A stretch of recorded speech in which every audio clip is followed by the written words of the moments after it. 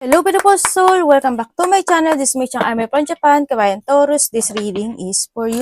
Tingnan natin na iyong November 16 to 22. Maraming salamat muna sa mga subscriber, new subscriber, cross watcher, at sa mga bagong pasok dyan. Welcome na welcome kayo sa bahay ni Ate Aimee. Salamat din sa nakataba ng puso ninyong mga comments at sa mga nagpa-personal reading. Marami pong salamat. Kung gusto niyo na energy niyo lang talaga, ang gusto niyo makuha natin, all the details is in description below. Pakicheck na lang. General reading tayo, Taurus, kunin mo lang sa'yo at itapon ang hindi sa'yo. Tingnan natin yung energy mo. Nangyayari, or mangyayari pa lang. Use your own intuition. Lawakan niyo ang inyong isipan. Ano man ang gender mo, ano man ang edad mo. Wala sa baraha ang kapalaran nyo ha. Nasa inyo pa rin. Energy niya. Gawin nyo lang itong guide. Your energy.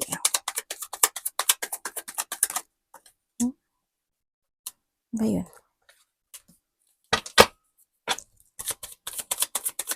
Three and 3, oh, panalo. Okay. Energy mo this week, andito ka sa sitwasyon mo na maaaring nagkakaroon ka na ng you feeling acceptance sa mga bagay na hindi na maging maganda sa nakaraan. Maaaring ganun. Andun ka na rin sa sitwasyon na still healing or recovery from a bad situation happen sa buhay mo. Yung mga hindi inaasahang nangyari, mga biglaang nangyari, mga ganyan, no? Sa nakikita ko sa iyo dito, hoping, no, na mukhang iba dito ay may paghihintay na nagaganap. Maaaring may hinihintay ka sa iba sa inyo.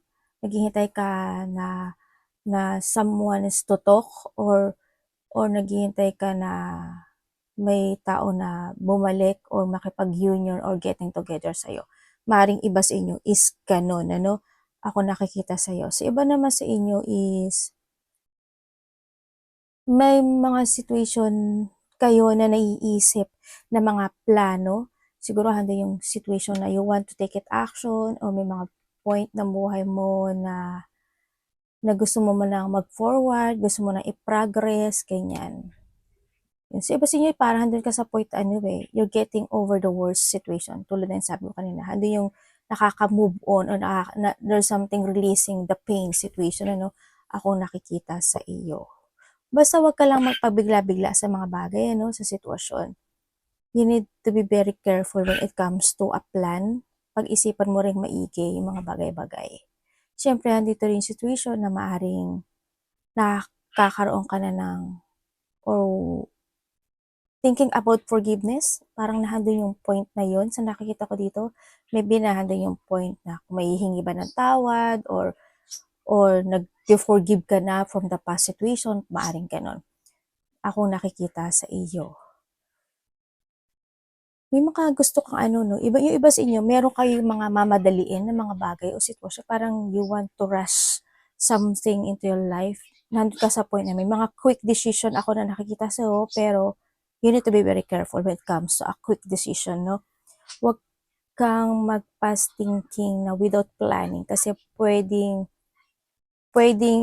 yung sitwasyon na yun, pag minadali mo, hindi rin siya magiging maganda yung result, yung outcome hindi siya magiging maganda. No? Kung kailangan na humingi ka ng tulong o may bibigay ng tulong sa iyo or may tutulungan ka, maaring ganun ang needed, no? Tingnan natin ang parating sa iyo. Ano parating kay Taurus?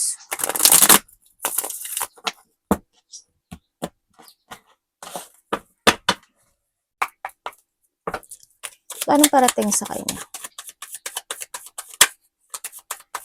Kung titignan ko dito, nandun yung another message siya. Hindi ko lang alam kung ikaw or someone is thinking about reconciliation. Or maybe you wait for something reconciliation. Parang ganun. Kung sino man yang tao na yan na hindi kayo naging maganda yung situation from the past. Ano parating sa kanya?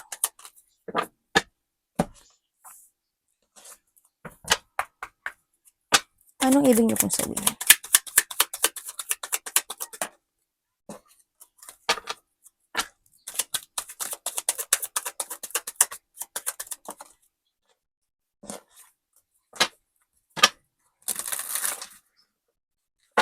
Ano yun, universe?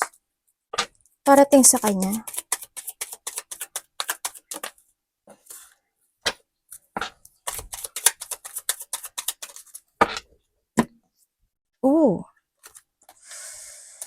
Okay, parating sa'yo is may tao na makikipag-usap sa'yo or magkakaroon ng getting together or maybe handle yung point of thinking, ganyan. Sa iba sa inyo may mga getting together, may union, ako na nakikita dito sa'yo. O halimbawa na handle naman yung point mo, you thinking about something na goal na gusto mo makamit this time. Halimbawa, it comes to love life, gusto mo na magkabati kayo ng karelasyon mo. O kaya, it comes sa kaibigan, sa kamag-anak, sa anak, sa kung sino man yan whose person connected sa'yo, sa family, pwedeng gano'n, no? Na handle yung sitwasyon na naiisip mo na sana magkausap kami, sana magkita kami, sana ganito, sana ganyan. Yun, nandun din, also parating sa'yo, it's more on frustration. Nagkakaroon ng frustration sa buhay or magkakaroon ka ng frustration sa mga taong malalapit sa'yo. Pwede sa kasama mo sa trabaho, sa kaibigan mo, sa karelasyon mo, o sa sarili mo. Dun sa goal na gusto mong maganap o sa goal na gusto mong ma-achieve or mag-success sa buhay mo. May mga didibdibin ka na emotions sa nakikita ko sa'yo dito. Also, sa iba is thinking about may tao na erase mo muna yun. May tao na hihingi sa'yo ng suporta. Or maybe ikaw ito. Yeah, there's a support situation. Ako, may taong makikipag-usap sa'yo, sa iba ha, vice versa kasi siya. Maaring in a vice versa, may tao na kakausapin ka because of a frustration or problem in life. Pwede may problema siya sa bahay niya, may problema siya sa relasyon niya, may problema siya sa kaibigan niya, may problema siya sa family niya. Or maybe this is you, no? Maaring ganon. Maaring may mga mapag-uusapan about related dun sa situation na iyon. May mga sitwasyon daw na ikakabigla mo o ikakagulat mo. Yun ang nakikita ko dito. Pero may union no? May tao din kasi dito na gusto niya ng, gusto niya magkaisa or like ng harmony. Ako nakikita dito. May darating din na achievement sa'yo. Sa iba dito, maliit lang siya. Sa iba naman is, yung choices kasi na yun is in yours. Kumbaga, you need to choose a right path sa sarili mo. If there is something na need to release, i-release mo. Pero nasa sa'yo yun. If you want to release, release mo. Basta, always have a mental strength. Kailangan mo ng clear mind kung ano yung mga goal na gusto mo talagang focusan this time. Always try to make it balance din ang sinasabi dito, no? Alagaan at mahalin mo rin yung sarili mo, syempre. Diba? This is a time din kasi to keep moving towards your goal. May mga bagay na need to let it go, abandoning, or andun sa point na you need to rebuild or structure yourself sa ikakaganda ng buhay mo. Pero nasa sa'yo to ha. Yun. Kasi tandaan mo palagi, the choices is always available is in yours. Basta alam niyo sa sarili niyo kung saan kayo magiging maganda or magiging okay, magiging stable in life. Merong pagbabalik muli from the top or from the basic or from the zero. Magsisimula kang muli. Ano dapat iwasan niya? Alam mo, ka dito mapag-uusapan ka. May mga taong pag-uusapan ka dito. May coming home ako nakikita. Hindi ko alam in what way. Uwi ka ba ng Pinas, probinsya, o anong baryo man yan, or someone is magka-coming home sa'yo. Pwedeng karelasyon, kamag-anak, or someone galing ibang bansa, galing probinsya, or galing ibang baryo. Yun ang nakikita ko dito. Within the 6 days, 4 to 6, parang something ganun na achievement or there's a victory and success situation na magaganap sa buhay mo. Pero syempre may mga dapat ka kasing may mga bagay na kailangan mong ilayayaw para makamit mo yung successful na yun. Pero nasa sa'yo. Dapat iwasan.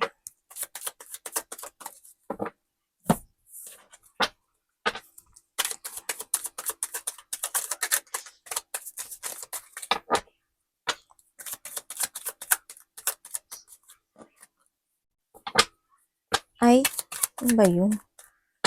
Nanalo lang. Ba yan? Dami mong iniisip. Ang dami mo talaga iniisip. Basta, make a plan ha. Ang dami mong 6. Dalawa yung 3 mo, dalawa yung 6 mo, dalawa yung 3 mo. Dalawa yung 6.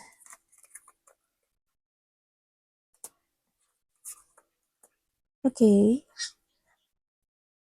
May mga tension na hindi pa pala natatapos, nare-resolbahan. Okay, dapat mong iwasan. Yung hindi ka, syempre yung hindi ka maghigpit sa sarili mo. Diba? Yung hindi ka maghigpit sa sarili mo, mapanghinaan ka ng loob, yung maramdaman mo na feeling mo parang, bakit gano'n? Ba't hindi ba ako sapat? Hindi ba ako worth it? Hindi ba ako mahalaga? Hindi ba ako kamahal-mahal? Hindi ba ako kahalahalaga? Hindi ba ako ganito? Yung ganyan. Iwasan mo yun. Kasi hindi naman. Iwasan mo magkaroon ka ng self-doubt sa sarili mo, mapanghinaan ka ng loob, or malack of confidence ka. Iwasan mo, syempre is that to share your problem with someone na trusted mo. No, wag kang kwento na kwento sa iba kasi pwedeng i-backstab ka nila. Yung talagang hindi ka ibebenta, no, yung mga ganon. No, syempre iwasan mo hindi ka makapag-forgiveness, ganyan. And iwasan mo siguro yung not to be stable when it comes to money, ganyan. Yung magkaroon ng mga conflict or umiwas ka sa mga conflict, iwasan mo yung is not to recover or to heal yung mga nararamdaman mo. May mga situation kasi na need to accept tulad ng sabi ko kanina, di ba? This is a time to make a new horizon in life. You need to control din yung sarili mo. No, ang nakikita ko dito. Control yourself, focus, and be patient. Kailangan sa'yo is ibalik mo yung lakas ng loob mo. Huwag kang magpapakontrol sa ibang tao, no? Sa nakikita ko dito. Or don't control, huwag kang magkokontrol ng tao. Pwede, vice versa rin kasi tayo. Yun, whatever holding you back sa nakaraan, this is a time to let it go. Getting away with something kinakailangan yun. You need to find peace na rin kasi be wiser and be stronger this time. Accept all the lesson. The more na hindi ka nagkakaroon ng lesson, the more na babalik ka sa nakaraan. Tingnan natin ang love. Love is sa lahat, kapatid, anak, magulang, karelasyon, kaibigan, pamilya. Kamusta po yung love niyo?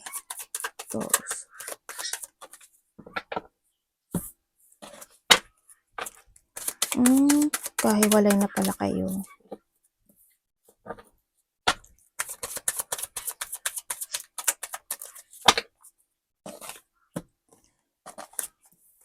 Anong nangyari mo? The world in the world. I'm free, sabi niya. Okay. Kung ikaw is single,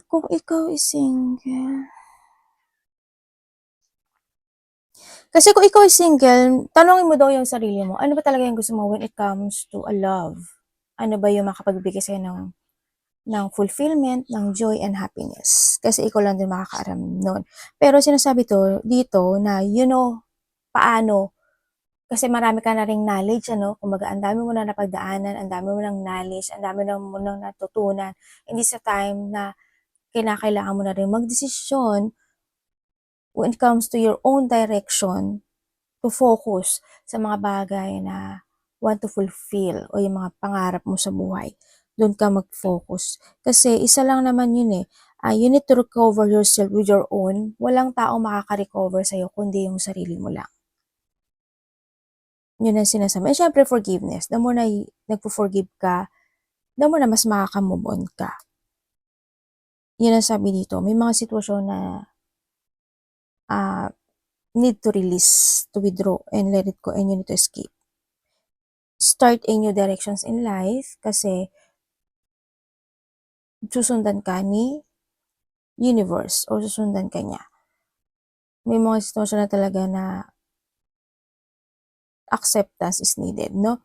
Kung may makikilala ka, kasi ang sabi dito, i-recover mo daw muna yung sarili mo. Yun ang sabi. Be patient, sabi dito. Be patient, nako. Be patient dahil may magbubukas sa'yo. May magbubukas na bagong pintuan sa'yo. Sa nakita ko dito. Baka maguluhan ka at hindi mo asahan na, kasi may mga darating na pwedeng mabilis na darating o biglang darating. May hindi lang siya isa, may mga nakikita kong either makakausap mo siya or magkakaroon kayo ng connection sa mga single. Kung kayo naman is in relationship. Kung kayo is relationship, kung titingnan ko dito, there's no love. Ate, ang sama mo ha. Kasi ikaw lang, vice versa tayo ha. Kasi wala naman yung pangalan mo dito. There's no love. Nakita ko dito yung panggagamit. Or, I need you because I need you. Hindi because I need you because I love you. Hindi. I need you because I need you. Ganun lang. No? Andun yung liar. Andun yung dishonest, unfaithful, panggagamit. Walang pakialam kasi kung masasaktan ka or hindi. Andun siya sa point na yun. Vice versa. Itong tao na to, they put boundaries eh. Kumbaga, nahando yung situation na yung isa lang sa inyo ang give and understand ang understand.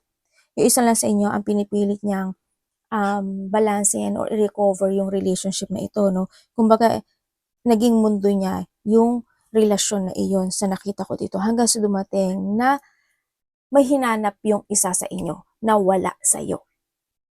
Yun, nag-iba siya ng direksyon, yung isa sa inyo. Kumbaga, ibinigay mo yung buong mundo mo sa kanya o binigay mo yung happiness mo sa kanya, pero siya, may kulang, may hinahanap siya na hindi niya nakita sa'yo. Yun, kaya na maaaring nagkaroon ng pag-iwan sa ere. Yun ang nakikita ko dito. Ang hindi ko lang maintindihan sa kanya, may hinihiling siya hindi ko alam why, pero ang nakikita ko sa kanya, maaaring hindi mo siya inayunan, or hindi mo siya naintindihan, or andun yung point na may hiniling siya sa'yo, pwedeng ganun, or hindi mo lang siya talaga inayunan sa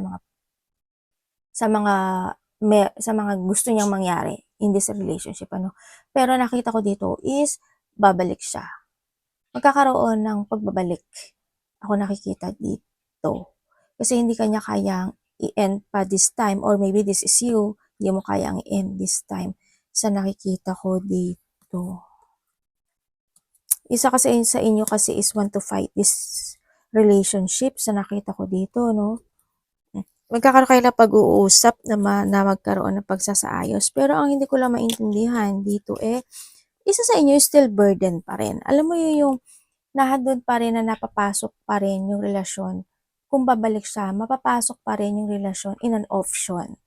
Maguguluhan pa rin yung isa, maaring may third party no, sa iba, or nandun yung may mga hindi man siya third party hindi lang ikaw yung connection niya or hindi lang ikaw yung nakakausap niya. Ganon din naman sa mga magkakarelasyon dito sa nakikita ko.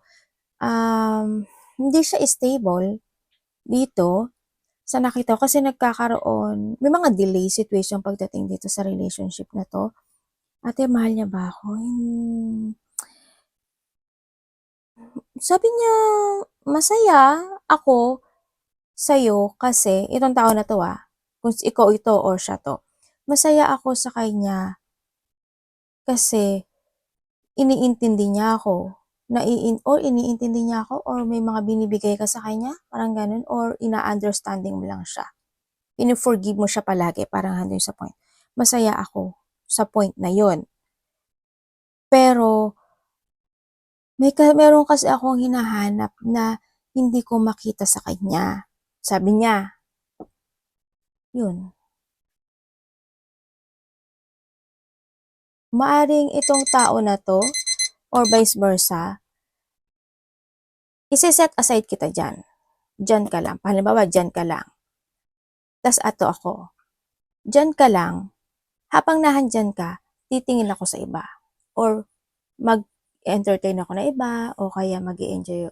Or parang they're searching for something kasi, ano, yun ang nakikita ko. Hindi ko alam mo Pwede naman sa iba sa inyo is sana walang mangyaring separation.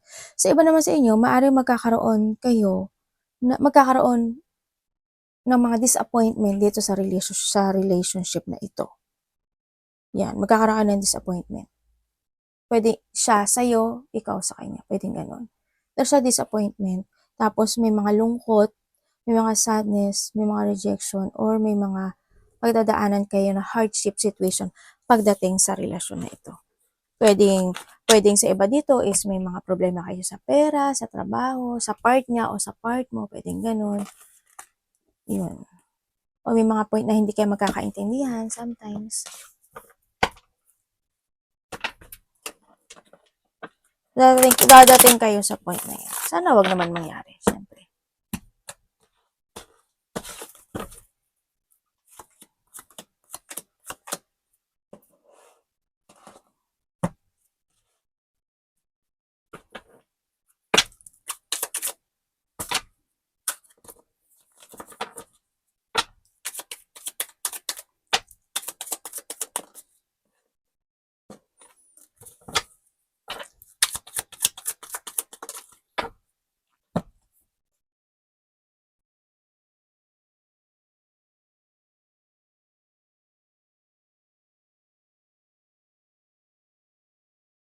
Ano yung ginagawa niya dito, universe? Anong ginagawa niya dito? Gusto mo talaga yun, no?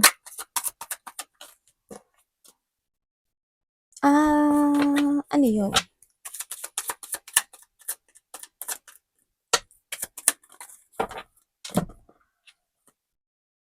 Panalo, ang daming tao. 2 tao mo?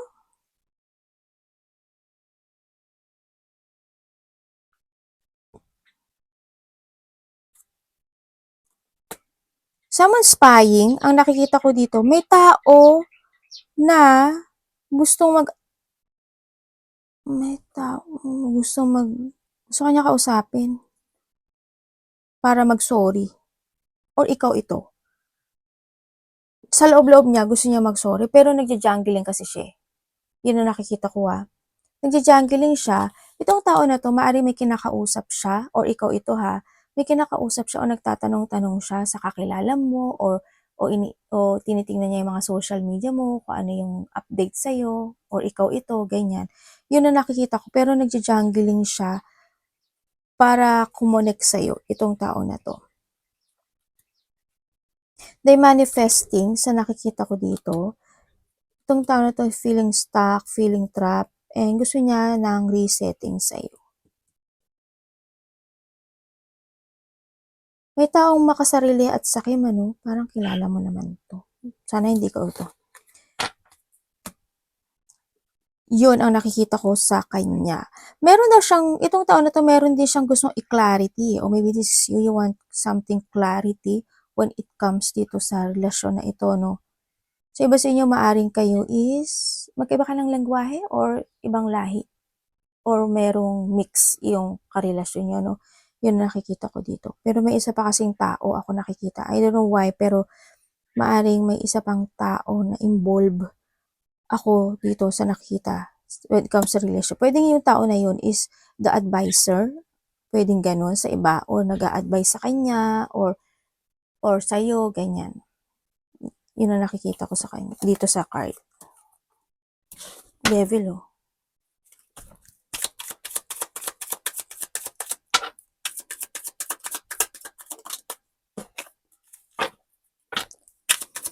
Four and 4. Apat na yung 4 mo. The aces.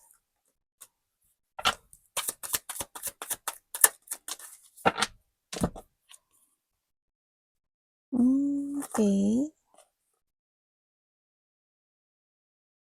May tao dito na gusto niyang bumalik talaga.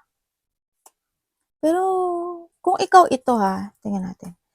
If this is you, nandito ka sa sitwasyon mo na magkakaroon, kasi may darating sa'yo na opportunity.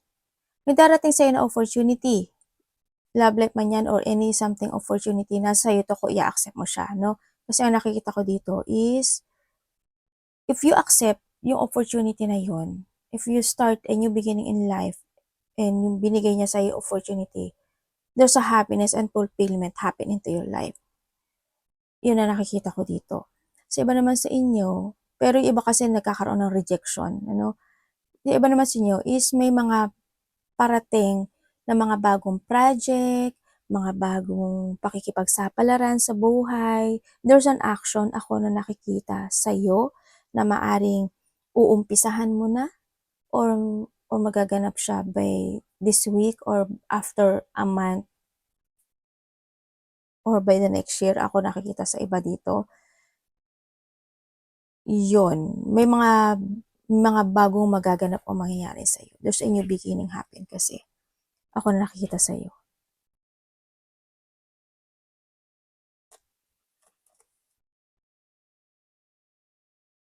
May pabalik ano, gusto niya ng ano dito. Bakit gano'n? May tao nga lang na may makasariling tao lang. Dito. Kung titingnan ko dito, may tao mapaglaro eh. Alam mo yung ano, the more na masaya siya, the more na happy yung nararamdaman niya, mag-go siya. Yun na nakikita ko sa kanya. Tapos kapag nakaramdam na siya ng hindi masaya, mag-aalis siya. Yun na nakikita ko sa kanya dito. Sa iba sa inyo, your feelings stuck eh, no?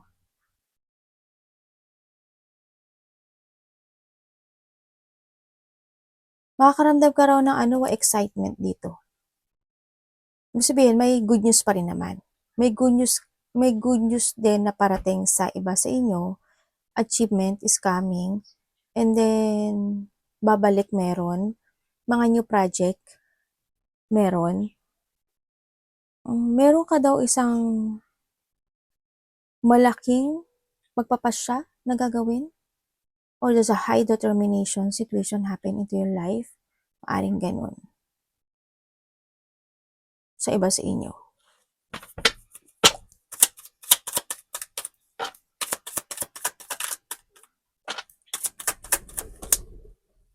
O kinakailangan na, no? Sa iba. May mainitin ng ulo, no? Mainitin ba ulo mo?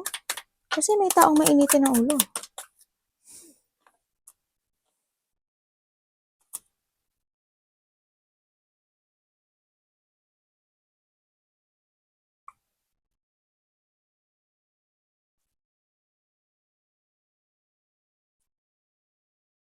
May taong kakausap sa'yo, babae. Or ikaw ang kakausap sa kanya.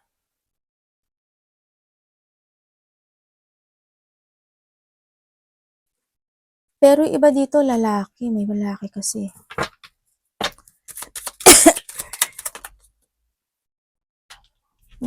Lalaki nga. Sa iba sa inyo, magkakaroon ka ng stress. Yeah, you feel stress, anxiety, depression. Maaaring ganun. May mga worrying situation din ako na nakikita sa'yo. May mga gusto kang gawin sa buhay mo. Sa nakikita ko dito, may mga pagpapasyahan ka nga talaga.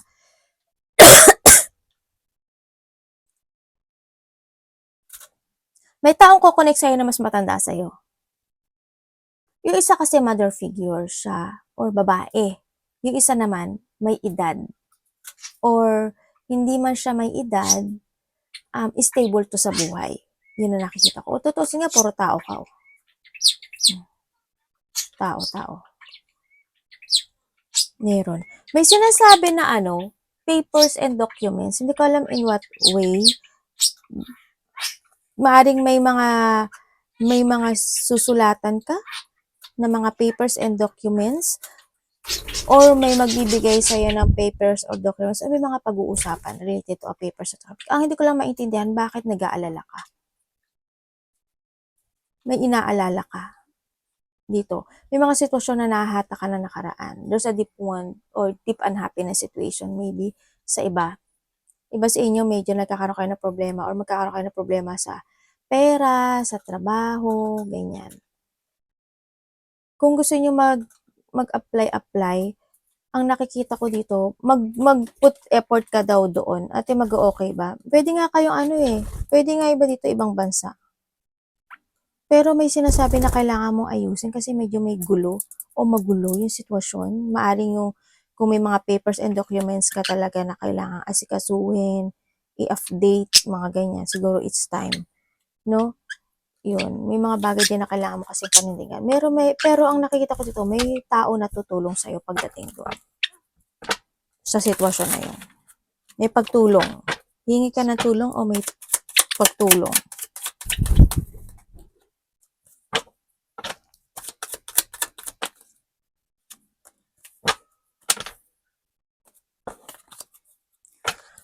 May malalaman kang katotohanan.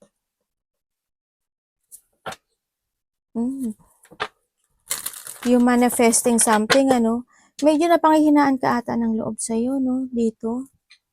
Napanghihinaan ka. There's a weak energy ako nakikita sa'yo, eh. Feeling emotions.